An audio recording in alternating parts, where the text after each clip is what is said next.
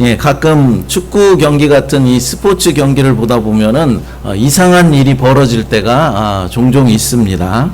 바로 같은 편 선수끼리 싸움을 하는 그런 것을 볼 때가 있다라는 것이죠. 아니, 마음을 지금 하나로 뭉쳐서 열심히 싸워도 이길까 말까 한데 같은 편끼리 경기 중에 싸움을 한다는 것은 이미 패배를 인정하는 꼴과 다름이 없다라는 것입니다. 그런데 경기 중에 도대체 무슨 일 때문에 같은 편 선수끼리 싸움을 하게 되는 것일까요? 아마도 대부분은 서로의 의견이 잘 일치가 되지 않기 때문일 것입니다. 예를 들자면 이제 공격 선수는 좀 더 공격적으로 나가자라고 말하며 공격을 좀 지원해달라라고 말하는 반면에 수비 선수는 공격도 중요하지만 수비가 먼저 튼튼해야 한다. 그러니까 수비를 좀 지원해달라라고 말하는 것이죠. 서로가 자신의 주장만을 내세우다 보면은 어떻게 되겠습니까? 나중에는 감정까지 상하게 되고 서로 이제 몸싸움까지 벌어지게 된다라는 것이죠. 이들이 몸싸움까지 했지만 원래 이들의 목표는 하나였습니다. 이들의 원래 목표가 무엇이었습니까? 승리하는 것이죠. 공격수도 수비수도 자기네 팀이 승리하는 것이 바로 목표였을 것입니다. 그런데 서로의 의견이 맞지 않아서 싸움이 일어났고 결국 패배 위기에까지 몰리게 된 것이죠. 오늘 본문에도 서로 의견이 맞지 않아서 큰 싸움이 벌어졌고 그로 인하여서 선교 사역의 위기를 맞이하게 되었다라는 것입니다. 하지만 놀라운 일은 이 세상에서의 싸움과 갈등과는 달리 이 복음 전파에 있어서의 갈등은 결국에는 더 좋은 결과를 가져왔다라는 사실입니다. 바로 성령 하나님께서 우리의 갈등과 싸움마저도 은혜로 사용하신다라는 것이죠. 오늘 본문의 말씀을 통하여서 우리들의 관계 속에서 일어나는 갈등도 하나님의 손안에 있을 때는 새로운 시작이 될 수도 있고 더 좋은, 더 나은 결과를 가져올 수도 있다라는 따뜻한 은혜를 나누는 그런 시간이 되었으면 좋겠습니다. 예루살렘 공회가 율법과 이방인들의 성도들에 대한 관계를 교통정리해 준 다음에 이제 바울의 두 번째 선교 여행이 시작됩니다. 그런데 선교를 시작하기도 전에 잡음이 생겼습니다. 바로 마가라고 하는 바나바의 생질을 데리고 갈 것인가 아니면은 그냥 놓고 갈 것인가에 대한 서로 다툼이 있었다라는 것이죠. 본문 36절을 읽어보겠습니다. 며칠 후에 바울이 바나바더러 말하되 우리가 주의 말씀을 전한 각 성으로 다시 가서 형제들이 어떠한가 방문하자 하고 아멘.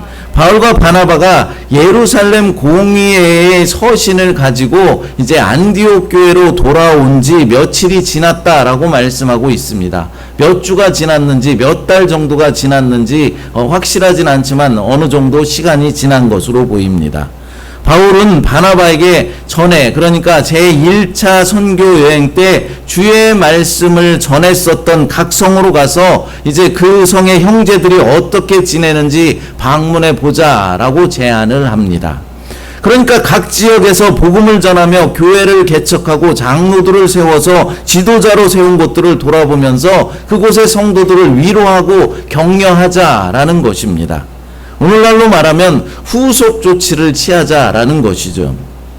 바울은 선교여행에서 돌아오는 후에 이때까지 내내 각성의 성도들이 마음에 걸렸을 것입니다. 여러분 그렇지 않겠습니까? 기독교에 대해서 매우 적대적인 지역에 세워진 교회에 성경 한 권도 준비해 주지 못하고 이제 겨우 신앙에 눈을 뜬 사람들에게 예수님 안에서 계속 굳건히 서 계십시오 라는 이 말만을 남겨둔 채 두고 왔으니 얼마나 안타까웠겠습니까? 거기에 더해서 바울은 그들에게 이제 예루살렘 공회에서 결정된 사항에 대해서 알려주고 싶었을 것입니다.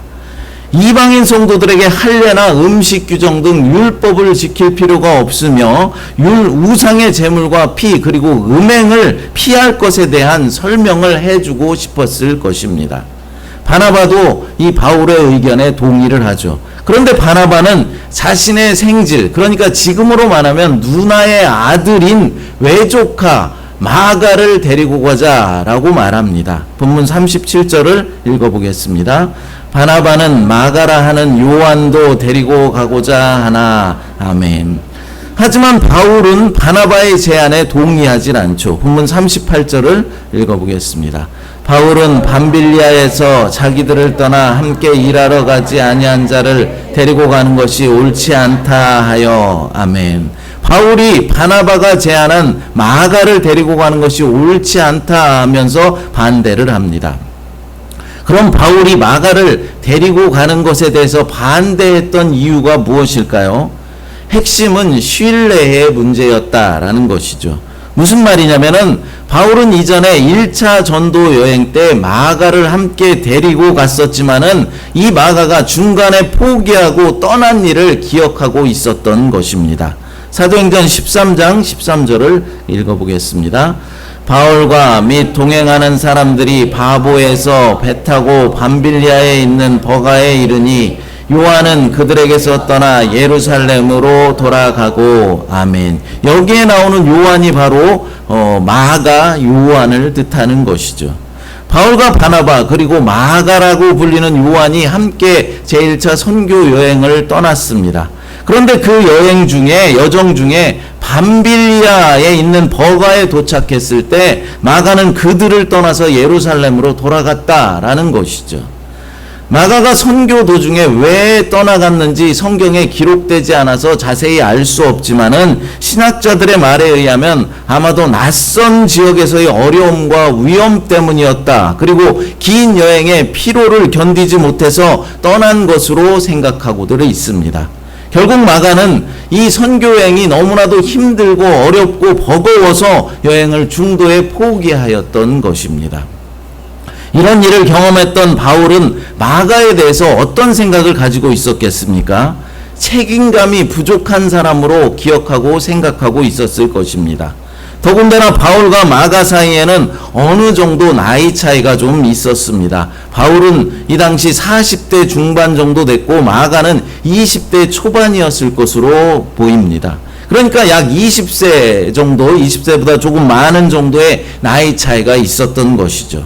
그러므로 바울이 보기에는 마가는 너무 어리고 고생도 별로 해보지 않은 그런 연약한 아이 정도로만 보였을 것입니다.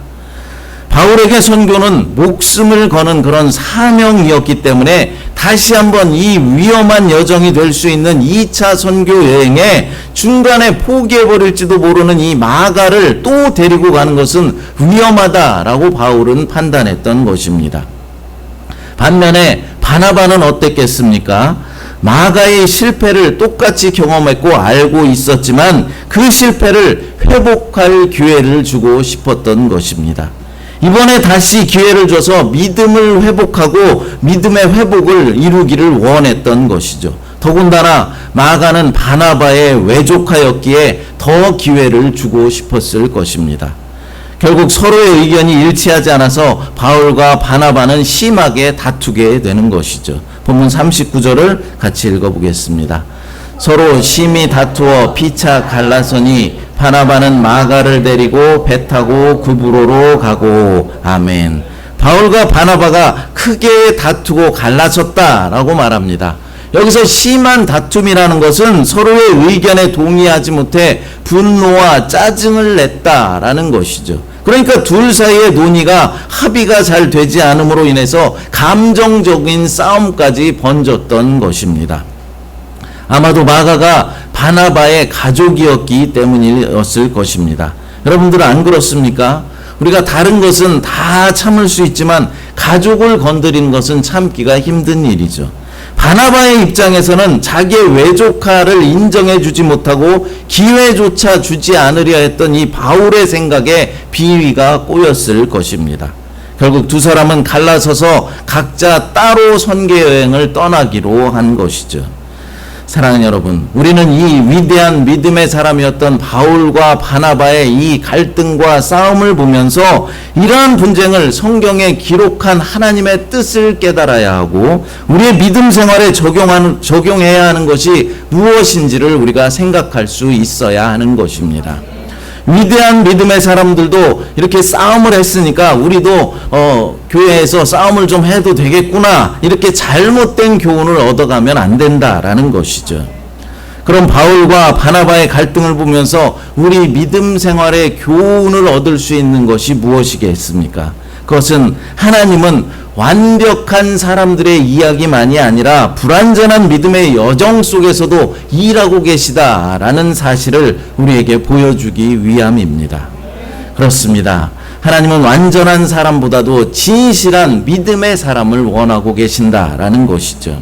바울과 바나바는 위대한 사역자들이었지만 그들에게도 각자의 감정이 있었고 의견이 달랐으며 결국 싸움까지 벌어졌습니다. 이런 갈등이나 싸움의 장면은 좀 숨기시는 것이 후대의 사람들에게 더 좋은 영향을 줄 것이다 라고 우리들은 생각하겠지만 하나님께서는 그렇지 않으시고 갈등과 싸움의 장면까지도 그대로 성경에 기록하게 하셨다라는 것입니다. 왜냐하면 하나님이 쓰시는 사람은 실수가 하나도 없는 그런 사람들이 아니라 실수하더라도 진실로 주님을 사랑하고 순수하게 순종하는 사람들을 더 원하시기 때문입니다. 우리의 신앙생활에서도 마찬가지입니다. 때로는 교회에서 분쟁이 일어날 수 있습니다. 서로의 의견이 일치하지 않아서 갈등을 빚을 때가 있다라는 것이죠. 같은 동역자라고 하더라도 의견의 불일치로 다툼이 일어나기도 하는 것입니다. 또한 우리의 가정에서도 남편과 아내 그리고 자녀들의 의견 일치를 보지 못해서 어려움을 겪을 때가 가끔 있습니다. 그럴 때 우리는 어떻게 해야 하는 것입니까? 그냥 쓰러져고 넘어져 있으면 되는 것입니까? 자포자기하면 되는 것입니까? 아닙니다. 먼저는 동역자끼리라도, 같은 교회 내의 성도끼리라도, 가족끼리라도 언제든지 다툼은 일어날 수 있다라는 사실을 먼저 인정해야 하는 것이죠. 그리고 계속 넘어져서 있을 것이 아니라 다시 일어나서 주님의 뜻을 구해야 하는 것입니다. 우리는 신앙생활에서 얼마든지 넘어질 수 있습니다. 넘어지지 않는다면 더욱더 좋겠지만 넘어지지 말아야 한다라는 것은 아닙니다. 넘어질 수는 있지만 넘어지고 난 다음에 우리가 어떻게 해야 하는가, 어떻게 해야 할 것인가 라는 것이 더욱더 중요하다라는 것이죠. 어떻게 해야 하겠습니까? 하나님 앞에 나와서 간절함으로 주님의 뜻을 구해야 하는 것이죠. 하나님 앞에 간절함으로 기도함으로 주님, 이 상황에서 주님의 뜻은 무엇입니까? 라고 기도해야 하는 것입니다. 내 생각이 어떤 면에서 잘못되었고 저 사람은 왜 그렇게 생각하고 있는지 유추해 보면서 하나님께 나의 잘못은 회개하고 다시 일어설 힘을 주시옵소서 이렇게 기도하며 나아갈 때 성령 하나님께서 내가 잘못한 부분들을 깨닫게 해주시고 문제를 봉합할 지혜를 주시며 다시 하나로 회복되는 그런 은혜를 우리에게 부어주시는 것입니다. 우리가 왜 다시 일어서야 합니까? 갈등은 사역의 끝이 아니라 하나님의 새로운 시작이기 때문입니다. 바울과 바나바는 갈등으로 서로 갈라졌습니다. 그러나 하나님께서는 그 사건을 통해서 복음의 길을 두 갈래로 나누셨습니다. 먼저 바나바는 마가를 데리고 자기 고향인 구브로섬으로 갔다고 합니다. 첫 번째 선교여행 때 바울과 바나바는 먼저 안디옥에서 구브로섬으로 배를 타고 이동한 다음에 섬의 동북쪽에 있는 살라미에서 남서쪽에 있는 바보섬까지 횡단하며 복음을 전하였습니다. 그러므로 구브로섬에도 돌아보아야 할 교회들이 여럿이 있었다라는 것이죠. 근데 바울이 이 2차 선교 여행 중에 구브로에 방문하지 않은 것으로 볼 때 바나바와 합의해서 구브로에 있는 교회들은 바나바가 돌보기로 한 것으로 보입니다. 그럼 바울은 어디로 갔다고 말씀하고 있습니까? 본문 40절과 41절을 읽어보겠습니다. 바울은 신라를 택한 후에 형제들에게 주의 은혜에 부탁함을 받고 떠나 수리아와 길리기아로 다니며 교회들을 견고하게 하니라. 아멘. 바울은 어디로 선교를 떠났다고 하고 있습니까? 실라와 함께 수리아와 길기아 지역으로 떠났다라고 말씀합니다. 바울과 함께 했다라는 실라는 예루살렘 교회의 지도자 중에 한 사람이었습니다. 그런 예루살렘 교회 지도자들의 대표로 안디옥 교회에 파송되어서 말씀을 권면했던 사람이었는데, 이것을 보면은 신라는 바울의 이방인 선교 방식을 적극적으로 지지했던 사람이었다라는 것을 알 수 있는 것이죠. 신라는 또한 로마 시민권자이었으므로 선교 여행에 상당한 도움을 주었을 것입니다. 그리고 서신서들에 보면은 신라를 라틴어 이름인 실와노라고 부르고 있는 것도 우리가 알 수 있죠. 여러분, 바울이 신라를 선택한 이유는 바로 해야 할 사역을 먼저 고려했기 때문입니다. 반면에 바나바는 함께 사역할 사람을 먼저 고려했기 때문에 마가를 선택했던 것이죠. 현대의 MBTI 성향 분석으로 본다면은 바울은 T의 성향, 그러니까 thinking, 사고형 사람이었고, 바나바는 F형 성향, 그러니까 feeling, 감정형의 사람이었던 것입니다. 그러니까 일 중심의 사고와 논리, 효율과 공정성을 먼저 생각하는 사람이 바울이었고, 일보다는 사람을 더 중요하게 생각하고 관계와 조화, 배려를 중심으로 사고했던 사람이 바로 바나바였다라는 것입니다. 여러분, T와 F 성향이 만났으니 의견이 갈릴 수밖에 없는 것입니다. 우리도 교회 내에도 T 성향의 사람이 있고 F 성향의 사람이 있습니다. 잘 안 맞습니다. 두 성향은. 그러니까 논리적이고 실용적인 사람과 감정적이고 사람 중심, 관계 중심의 사람과는 애초부터 성향이 정반대라는 것이죠. 그럼 여러분, 바울이 옳은 것입니까? 바나바가 옳은 것입니까? 둘 다 옳은 것이죠.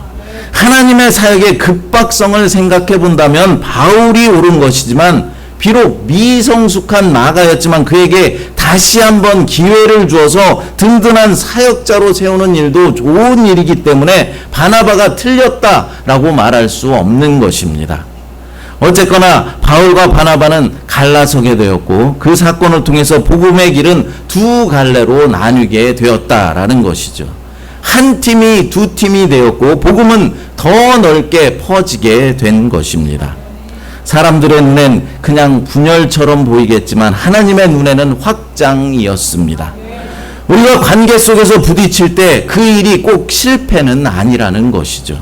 하나님은 그 과정을 통해서 우리의 시야를 넓혀주시고 복음을 더 널리 전파할 수 있도록 도와주시는 것입니다.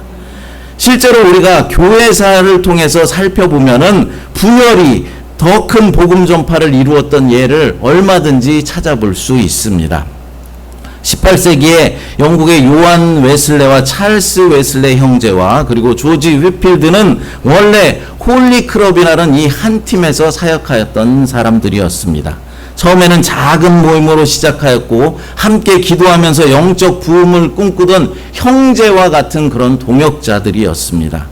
하지만 시간이 지나면서 신학적인 견해 차이를 보이게 되죠. 그러니까 구원의 문제에 있어, 그러니까 예정론 문제에 있어서 소위 말하는 칼민주의와 알미니안주의에 대한 견해 차이가 생기게 되었다라는 것입니다. 결국 요한 웨슬레는 어떻게 했습니까? 감리교를 창시하게 되었고, 조지 휘필드는 개혁파 복음주의 운동을 일으켰던 것입니다. 겉으로 보기에는 분명한 분열이었지만 그 결과 복음은 영국 전역과 북미 대륙 전체로 폭발적인 확산이 이루어지게 되었다라는 것입니다. 하나님은 이렇게 서로 다른 신학과 성향을 가진 사람들을 통해서도 다양하고 더 많은 사람들에게 복음이 전파되게 하셨던 것입니다. 우리 한국 교회사에서 보면은 마찬가지 현상이 일어났었습니다. 1907년에 있었던 평양 대부흥 운동은 한국 교회사에 있어서 가장 큰 성령의 역사였습니다. 그런데 이 부흥의 역사가 지나간 후에, 시간이 조금 흐른 후에 교회는 신학적인 차이와 선교의 배경 차이로 인하여서 장로교와 감리교 그리고 성결교와 침례교 등으로 나뉘게 되었습니다. 이 과정에서 때로는 교단 분열로 비춰줄 수 있었겠지만 결과적으로는 자신들의 은사와 강조점에 따라서 복음을 더 넓게 전파하게 되었다라는 것이죠.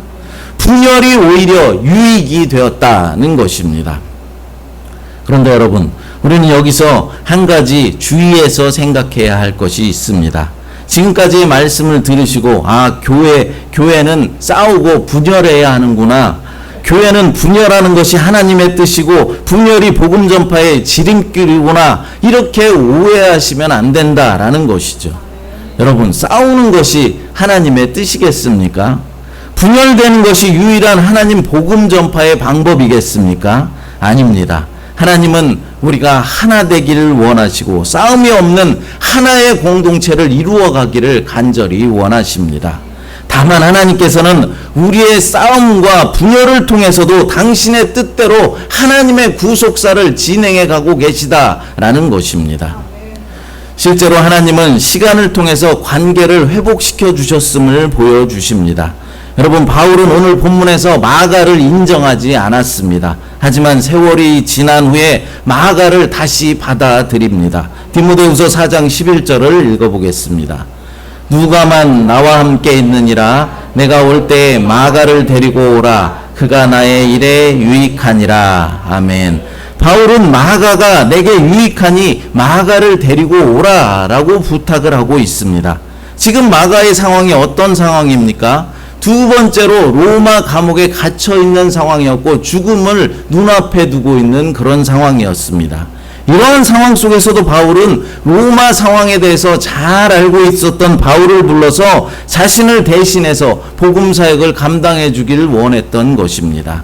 하지만 바울의 이 말은 단순한 협력 차원에서 한 그런 말이 아니었습니다. 이제 자신은 마가를 완전히 용서했고 다시 신뢰한다라는 고백이 이 말씀에 담겨져 있는 것이죠. 또한 바나바와도 다시 동료가 되었습니다.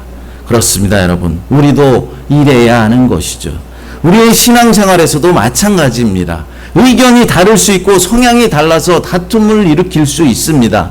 T와 F는 싸울 수밖에 없는 것이죠. 그러나 그것을 계속해서 마음에 새기고 끝내 용서하지 못하고 끝내 하나 되지 못한다면 그것은 하나님이 원하시는 뜻이 아니라는 것입니다. 하나님은 우리의 관계 속 깨어짐도 회복시키시고 상처마저도 은혜로 바꾸시는 분임을 기억하시기 바랍니다. 시간이 흐르며 변화된 마음, 성숙한 믿음, 그것이 바로 하나님의 뜻이고 하나님의 역사입니다. 사랑하는 여러분, 오늘 본문에서 바울과 바나바는 결국 다른 길을 걸어갔습니다. 사람의 눈으로 보면 실패 같고 깨진 관계 같아 보입니다. 하지만 하나님은 그 두 길을 통해서 복음의 길을 2배로 넓히셨습니다. 사람은 갈라졌지만 복음은 멈추지 않았습니다. 우리 인생에서도 그리고 우리의 신앙의 여정에서도 이런 순간이 있을 수 있습니다. 함께 가던 사람과 길이 달라지고 뜻이 어긋나고 마음이 상할 때가 있다는 것이죠. 그때 우리는 이게 끝인가요? 라고 하나님께 묻겠지만 하나님은 말씀하십니다. 아니, 이것은 새로운 시작이다.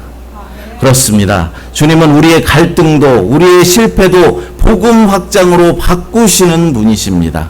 바울과 바나바의 갈라짐 속에서도 하나님은 여전히 일하고 계셨습니다. 그리고 지금도 우리의 다른 길들 속에서도 여전히 일하고 계시며 한 복음으로 우리를 묶어가고 계시다라는 사실입니다.